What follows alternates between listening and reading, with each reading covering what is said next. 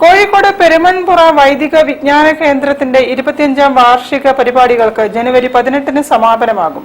സമ്മേളനം സ്വാമി ചിദാനന്ദപുരി ഉദ്ഘാടനം ചെയ്യും.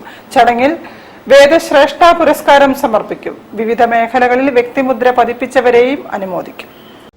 കോഴിക്കോട് പെരുമൺപുറയിലുള്ള വൈദിക വിജ്ഞാന കേന്ദ്രത്തിന്റെ 25ാം വാർഷികമാണ് ആഘോഷിക്കപ്പെടുന്നത്.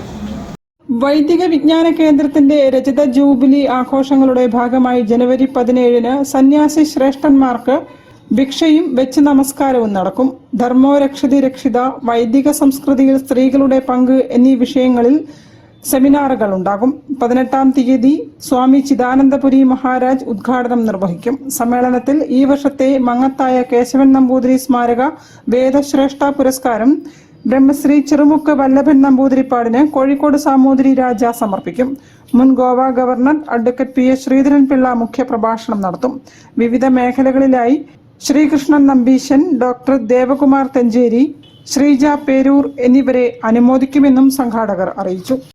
3-ാം തീയതി മുതൽ സാമവേദം, ഋഗ്വേദം, യജുർവേദം എന്നിവയുടെ മുറജപം ഈ കേന്ദ്രത്തിൽ നടത്തി വരുന്നുണ്ട്.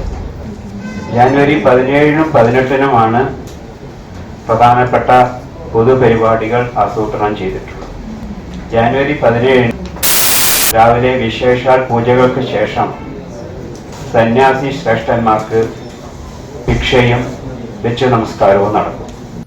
News bureau, Kozhikode. ഒരു ഇടവേള കൂടി.